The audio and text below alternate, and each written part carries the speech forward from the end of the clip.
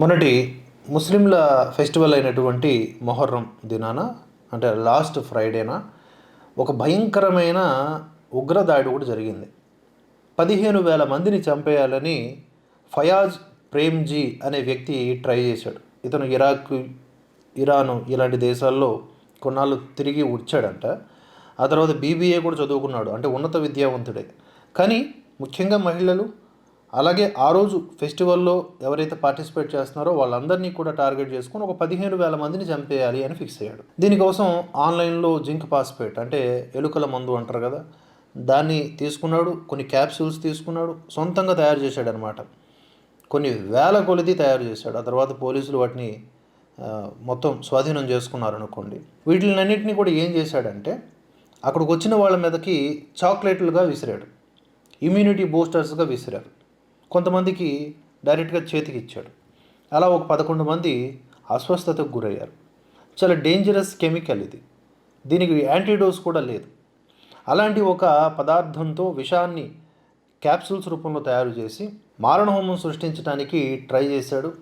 కాకపోతే కొంతమంది మహిళలు ఇతడిని, అలాగే ఇతడు ఇచ్చినటువంటి ఆ చాక్లెట్లని పరిశీలించి చూశారు. అనుమానాస్పదంగా అనిపించి వెంటనే పోలీసులకు చెప్తే వీటిని పట్టుకోవడం జరిగిందనమాట. మొత్తానికి చాలామంది కూడా ప్రాణాలతో బయటపడ్డారు. ఈ 11 మంది కూడా ఆటోమేటిక్గా రికవర్ అయ్యారు వెంటనే కనుగొనడంతో. ఇంతటి భయంకరమైన కుట్రలు ఈ దేశంలో జరుగుతూ ఉన్నాయి. దీని మీద దర్యాప్తు జరుగుతోంది.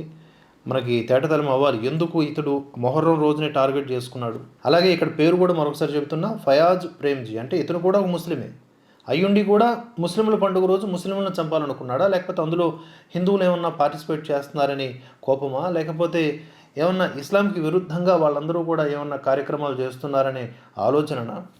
విపరీతమైన తీవ్రవాద భావజాలం ఇతనికి ఎలాగే ఇంక్లూడ్ అయింది? ఇతని మానసిక పరిస్థితి ఏమిటి? ఎక్కడెక్కడ ట్రైనింగ్ అయ్యాడు? ఎందువలన ఇదంతా చేయాలనుకున్నాడు? 15,000 మందిని టార్గెట్ చేయడం అంటే మాటలు కాదు. అంతకుముందు ఇలాగే లక్షలాది మందిని చంపేయాలని చెప్పేసి రెసిన్ అనే ఒక విష పదార్థాన్ని కూడా ఇక్కడ హైదరాబాద్లో ఉన్నటువంటి ఒక ఉగ్రవాది తయారు చేశాడు, నీళ్లలో కలిపి చంపేయాలని చెప్పేసి. అదైతే ఇంకా కనీసం టేస్ట్ కూడా తెలియదనమాట, నీటిలో కలిస్తే మనుషులు చచ్చిపోతూ ఉండటమే. ఇలా కొన్ని లక్షల మందిని ఒకేసారి చంపేయాలనే కుట్రలు దేశంలో జరుగుతున్నాయి. దీనికి తగ్గట్లుగా ప్రజలు అప్రమత్తంగా ఉండాలి, ప్రభుత్వాలు కూడా సీరియస్ యాక్షన్ తీసుకోవాలి.